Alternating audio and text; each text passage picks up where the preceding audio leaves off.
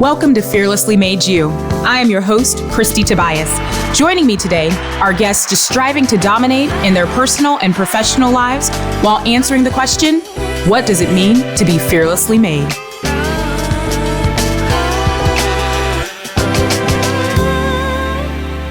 On this episode of Fearlessly Made You, I am so excited to have one of my dear friends, Sydney Cuellar.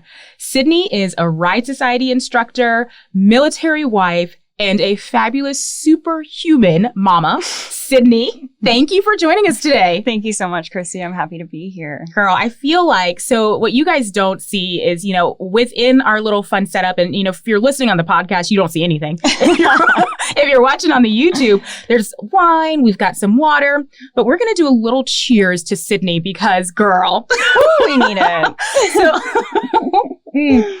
So Sydney, beautiful, gorgeous daughter, Quinn, thank you, is with us today. She sure is, and making her presence known. She is. So you're going to have to tell us a little bit about your morning today. Okay. So talk to us about Quinny and sure you thing. And like what a day in the life looks like with you guys just like, try to make it through. Okay. Well, every day's different, which is the best part because you think you're like ready for it, prepared, and then you just really never know what you're going to get.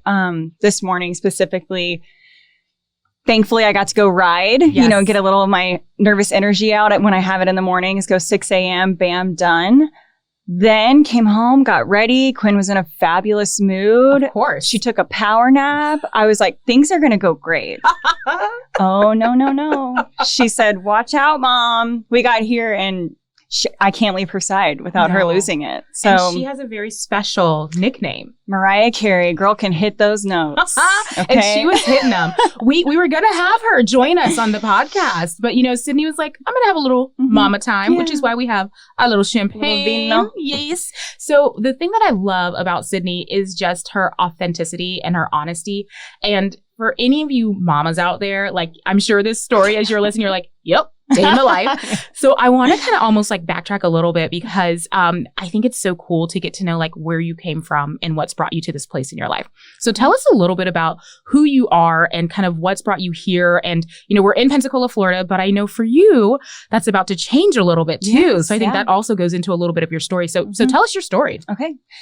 I am from Houston, Texas, born and raised. Was there all the way until I turned, I believe, 25. So, wow. I never really branched out much in terms of where I lived. I went to school in Texas. I did do a short internship in Hilton Head, South Carolina, which was lovely, but it was 4 months, and then I was back home. So, so I went to school in Texas for exercise sports science and had a minor in business and, kind of just dove into the health and fitness world. That's really what I have a passion for, obviously. Being an instructor. Which, guys, I have to tell you, for those of you in Pensacola, even if you're not in Pensacola, come to Ride Society. Sydney is, and I love every single instructor. I love everyone there.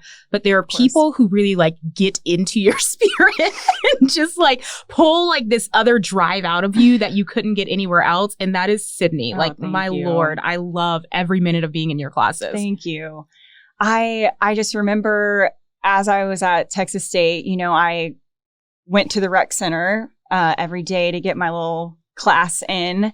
And I remember taking this one specific instructor's kickboxing class. And I went up to her after class and I was like, I have to do this. How can I do this? And she was like, bam, bam, bam, ABC.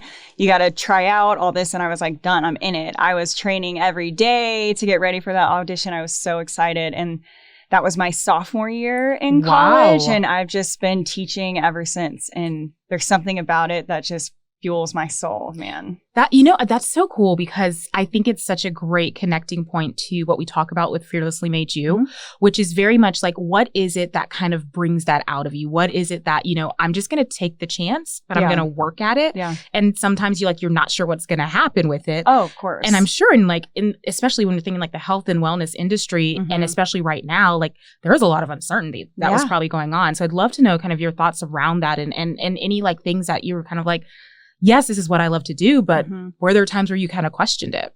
Of course. I mean, I think anytime you put your self and, let's be honest, your ego on the line, where I had to, realize that the reality was I could audition and not get it. Yeah, absolutely. And that's a shot to you a little bit, like, where do you go from there? Hopefully pick up and try again. But I just really, really, really wanted it then. And so knowing myself and trying to stay true to who I am, I just knew I had to put as much time as possible into pouring into that and just, say my prayers. Yes.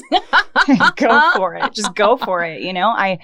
That is something I've never regretted, is just going all in. I love that. I've never stepped back and been like, I should have pulled back a little more, So, I think anytime something scares you a little bit, it's good. Yeah, absolutely. And I think that's a really cool segue, because what you are saying is, like, if something scares you, that kind of is kind of a fuels, right? Yeah. It fuels everything that you're doing. So I'd love for you to talk a little bit more about that and kind of connecting the dots to, we asked the question, and all of you know, it's always a question around, like, what does it mean to be fearless? And what does it mean to be fearlessly made? And we always give the level set that being fearless is not being without fear. It's not letting that fear own you. So I'd love for you to kind of dive in a little further into kind of that fear piece of it for you, and what that means for you to be fearless. Yeah.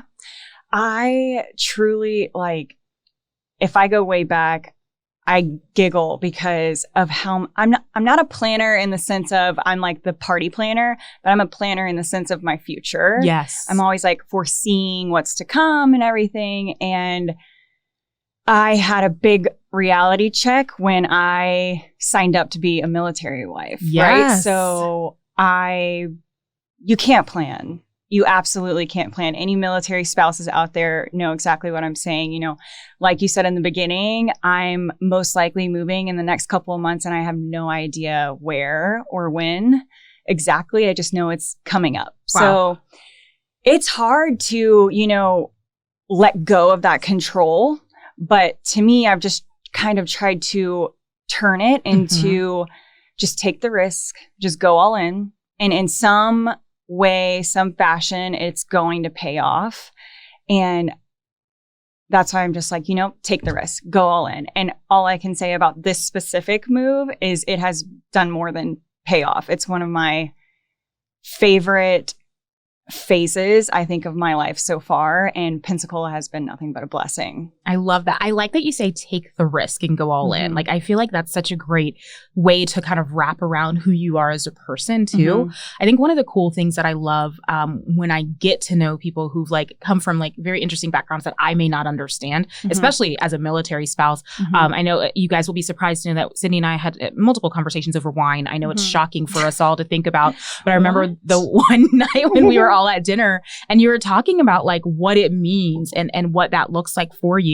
And so I think too, especially in Pensacola, we have a large contingency of military spouses. Yeah. And there's a conversation around that that I think a lot of us don't know and don't understand. So I'd love to kind of get kind of more of the lay of the land for you on that. And like you said, you had a plan. This looks different than your plan. Sure does. So download that for us. Yeah. What's interesting, Russell and I go way back.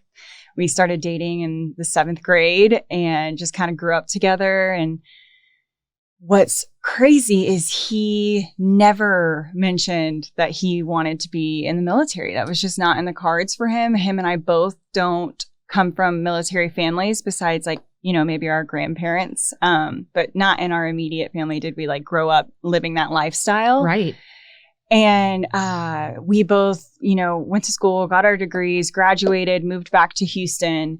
And we both started working as personal trainers. And I can remember exactly the time and place, the restaurant we were at. We were at lunch having a lovely meal. And I could tell something was weighing on his heart. And he was like, you know what, like he had been, trying to identify what it was that he wanted to do because what he was currently doing wasn't fulfilling him. That's fair. Yeah. And he was like, I really think I want to fly planes in the military. And I was like, okay, excuse me? Okay, sir.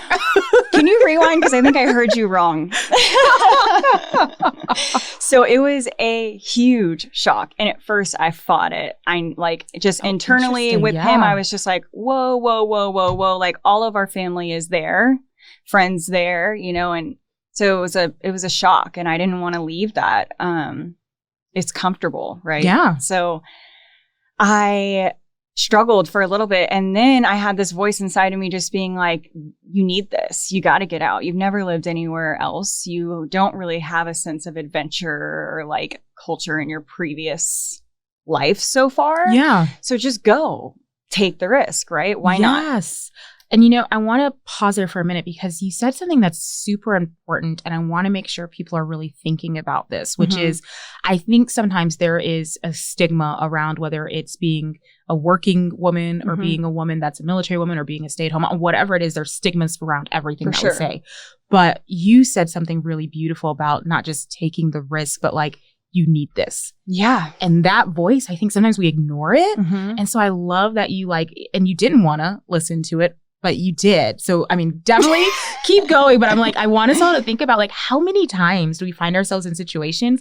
And I'm talking to myself, like where we just are like, nope, I'm good. Yeah. This is what I need. Of course. It's like, but no, you need this. Yeah. And this is what that looks like. So I want you to keep going though, but that's fantastic. I think that, you know, when I realize those moments is when it just continues to weigh on my heart and be in my head a lot of the time. If it's something that I truly don't actually need, I feel like it's easier for me to just kind of push it aside. But, you know, I could feel within like a development happening. Like I was becoming more and more okay with the idea of giving it a shot. And, you know, my motto has always been anytime I hear anybody talk about, well, you know, I'm really considering just making a big move because I feel like I need a change. My answer is always do it because what's the worst that happened? You move back.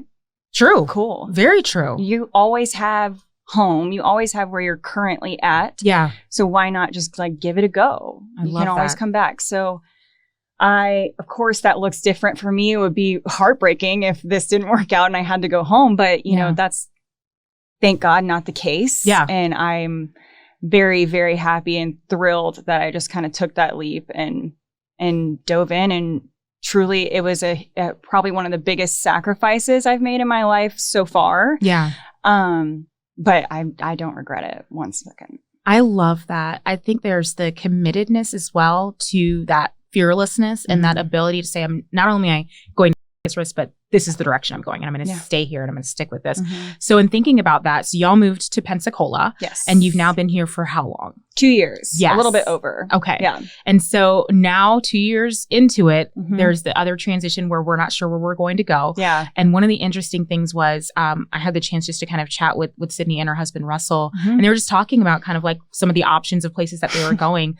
But it was kind of cool. And I think this is something that I think every relationship you have a different vibe, but I think military relationships have something very unique and very special. And it was really interesting watching you both like kind of talking through the excitement of the different options and what that means. But y'all were talking about like the foundation of like what it means for you as a military spouse and being on base and all of those things. Yeah. So I'm really curious, like, especially since this was like not in your plan, like your perspective around like, as that wife, and I'm sure there are military husbands as well that may be listening, but as that wife and as you're like, okay, I've committed to this. This is the lifestyle that I'm committing to. Yeah. There's a whole village and a whole other lifestyle of people that are there. So I'm kind of curious about like what that looks like and how that kind of transition, like when you started transitioning into being a military spouse, like what that transition looked like as well. Yeah.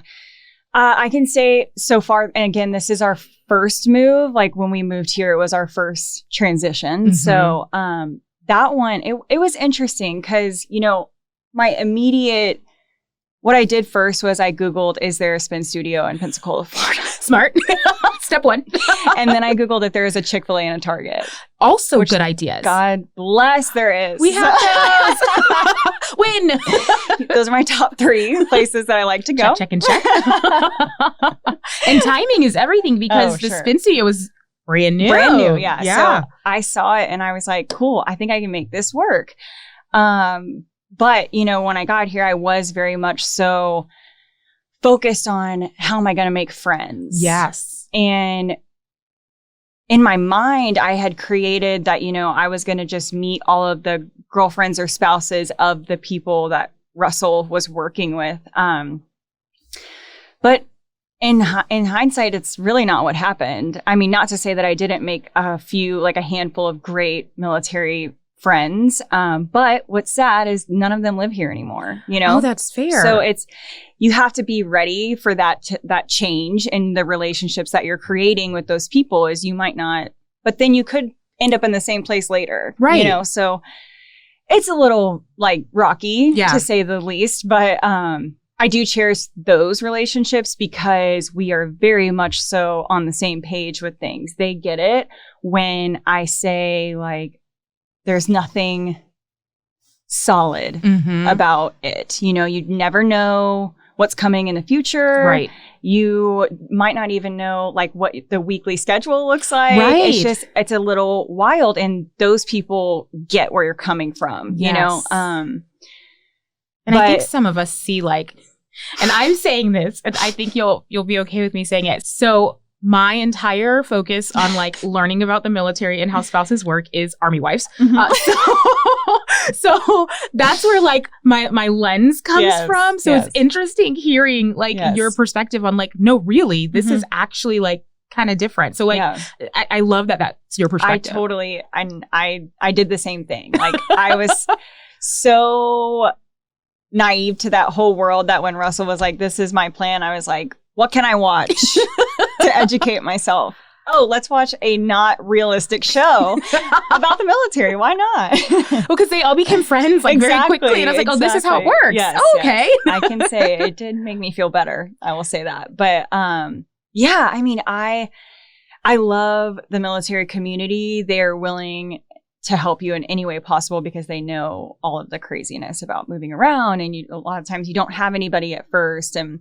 But the honest truth is that I really found my circle of people the moment I stepped into that studio. Right? Yeah. I mean, those are my ride or dies till this day. And it will be beyond when I move from here. But and that's so cool because and for those of you that have not, again, y'all, I feel every episode I end up plugging Ride Society because there's something unique and beautiful about, I mean, there's spin studios everywhere, but there is a familial understanding because Pensacola is such a community-based city. Yeah. I think Ride Society and Claire has done a fantastic job at pulling that in.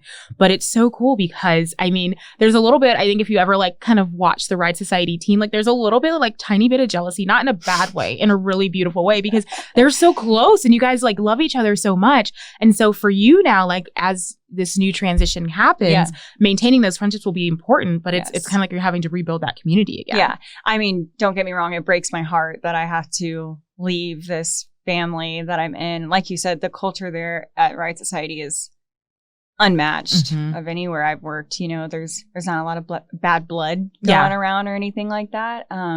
We all support each other, but going forward, it does scare me into our next move of, where am I going to find my community? And is it going to be military or is it going to be through a job of some sort? Right. But what I just try to hold on to is that this time worked out so beautifully and kind of, I hate to say effortlessly, but a little bit. All I did was go take a class and then I just fell into this world of people that are amazing. Yeah. So I just hope that going forward, it happens again. I know there are going to be tougher places than this one, but, just kind of take it one step at a time.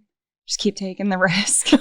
I love that, taking the risk. If all else fails, at least I have a tiny one that's going to distract me for most of the day, right? Yes. So let's get into that because there's always the conversation about what it means to be fearlessly made. But then it's kind of well, what's the advice or how you would help someone else figure out what their fearlessly made existence is.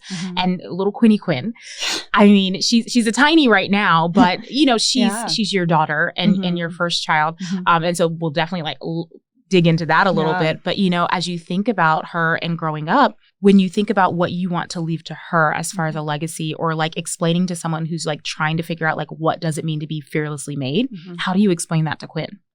Yeah, I want to hopefully pave the way as well as I can in terms of advice for her. I ask myself every day what I should be doing. So it's crazy that I'm now in charge of giving her advice, but I really, really just want to stress to her to just dive in, just go all in. Anything you can do to go all in, I don't think you can regret.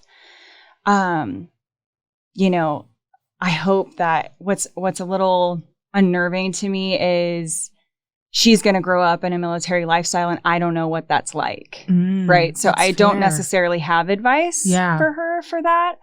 I can try to feel it out and figure it out as I go. But, like switching schools when she's however old, that's different. So I'm going to have to learn to be patient and understanding and really try to wrap my head around what she's going through. Yes. But I feel like as long as I feel like my parents, the biggest thing that they kind of instilled in me is your character is what matters most. Mm-hmm. And so I feel like if we can just make her understand that and build her character as well as possible, then it doesn't matter where she is or what she's doing or who she's with. Yeah. It's just be as solid as you can be as a human being. I love that. I like that because I think there's so much pressure to be a parent, let alone and not that you are a single mother by any means, but there are times where it's just you. Mm-hmm. And I'm sure there are times when it's just Russell, but for a lot of the time it's just you, especially when he's traveling. Mm-hmm. And so that grace that you're allowing yourself to have, I think is something that we all need to hear. Yeah. Parents need to hear that. I'm a dog mom, not a parent, and that's a lot. I was a dog mom too. Girl, the transition I'm sure has been interesting. But it's just as important. Yes. But it's that piece of it, which is there's the patience of understanding what she's going through. Mm-hmm. And I think that is so important. And I think it's cool because you've kind of tapped into a little bit of where you want Quinn's journey to go. Mm-hmm. But let's tap in a little bit to where your journey is now with Quinn. Because that's, first of all, y'all, I have never in my life seen anyone walk off the Ride Society stage on her last ride or last instructing of her pregnancy. Mm-hmm. And 12 hours later gave birth. Yeah. And we were all I'm sorry, what? So that, talk about welcome to the world, Quinn. Yeah, yeah. I mean, as you know, it was unexpected. It was a little wild. I had this, here I go again, trying to plan my future. And I was like, you know what? That she was due September 18th. I'm going to walk out right about a month before. It's going to be my last class and I'm going to have a month to just, nest, get things ready. Oh no, girl had other plans. She came a month early. I went into labor in the middle of the night. From the time that my water broke at home to the time I had the C-section at the hospital was 4 hours. Oh my goodness. Big shock. My whole body was shaking. I was just overwhelmed and adrenaline pumping. You think, even if I would have had that month to prepare, you are never truly ready for that moment. Oh, absolutely. It's just, there's a lot going on and you're feeling a lot of different things and thinking a lot of different things. And thankfully she was, perfectly fine. It went smoothly. It was just fast. Yeah. And she's a healthy little girl. Yes. Oh yeah. Girl's a chunk. She came out preemie and underweight and now she has no problem with that. No, it's all in her head too. She's gorgeous and beautiful, and everything is just she's beautiful, full, happy and full. But yeah, she, it was a shock. And then I, would love to share the fact that I definitely struggled with postpartum anxiety. I was out for thankfully only 4 weeks, but anxiety really got the best of me those first couple weeks. I could not handle the fact that I was responsible for her life. I was in the middle of the night, she's just going to stop breathing. Yeah. So I was, it's lack of sleep. Everything kind of builds up on you. I had my family there helping me. I had Russell there helping me. I had all the help I needed in the world, but I was still just swallowed by this anxiety that I was feeling every day. And after about 3 weeks, I was going to see my doctor, regular checkups, see how everything's going and healing. And then I had my 4th week checkup, and I still was not feeling okay mentally. Yeah. And so and what's interesting is I think postpartum comes off as like you have a detachment from your kid. Right. And it wasn't that at all. It had nothing to do. I had no like weird, like ill feelings toward her. I was obsessed with her. I was just like so stressed. Right. And I think I went into that appointment and I was expressing my anxiety and stress levels to her. And she asked me a question of, okay, well, do I need to prescribe you something? And don't get me wrong, I am not against meds by any point. Right. But I know me. And I said, honestly, doc, no, I need you to clear me to get in that studio. Mm-hmm. I have to move my body. Yes. That's how I get my anxiousness, nervousness out. And that is the way that I express, and she was like, you know what? I understand where you're coming from. Thankfully, my OB is, she was an athlete throughout all of her pregnancies. So I think she knew where I was coming from. And she was like, you know what? You can dive back in. You just got to start slow. Yes. Which you know me, I'm like, oh, pump the brakes. But you did start slow. Oh, yes. I started by just sitting on the bike and just pedaling, and then kind of worked my way back to where I was. But I just remember the very, very, very first ride that I went in there, and even just teaching, even if I'm not riding, if I'm just teaching the whole thing from the floor, leaving that studio, just like a cloud above my head, just like lifted. I love that. I was able to go home and be such a better mom, wife, friend, everything. I was so much more clear-headed. I felt a weight off my shoulders. So as soon as I was back in there, I got rid of all of that anxiety, stress that I was dealing with. And that's why it is just something that I swear by. So you bring up something that's so beautiful. So when for all of you guys all know how podcasts work, this will be released a little later than when we have this conversation. Yeah. But at the timing of this conversation, just to kind of ground everyone as you're listening to this is literally like 2 days after the Olympics when Simone Biles talked about her mental health. Yes. And stepped away because of her mental health. And Sydney, I could not have asked for a more beautiful opportunity to have this conversation with you because of that. Because I think there's so much, we see people and we don't understand their lives, and we don't understand what drives them and what brings them peace. And I think as a society, we have to stop like judging. Yeah. We have to remember that every individual is just that, an individual. And I'm sure you probably felt some kind of way, or maybe even got judgment for coming back early. How dare you want to leave your daughter after 3 weeks? Don't you want to spend every moment with her? No. Actually, I need a hot second so I can think, so. Well, and that's something that it's so funny because I've spent a lot of time, in my corporate job, I do a lot of like change management, leadership coaching, and all of those things. And a lot of the things that I coach executive women on is, but you're a whole person. Yes. And how do you take care of that whole person? It is and this is definitely one of those moments where I will say this is a female thing that I have seen over and over again. It is the hardest thing to allow a woman to say, I am a woman and I am a whole person. Yeah. And so for you, like, and I this conversation kind of wraps so beautifully around exactly what you said at the beginning, which was taking that risk. It's like taking that risk to be yourself. Yes. Yeah. And I love that about you. And I love that you did that. And I questioned, not out of judgment, but questioned just because it seemed so soon. But you were really honest about, I needed to be on the bike. Oh, yeah. And I think it's just really identifying what's going on and what you need in that moment. Yes. And I knew that in order for me to be the mom I wanted to be, I had to get things back in line with myself. I love that. And I knew that there was one place for that on a bike.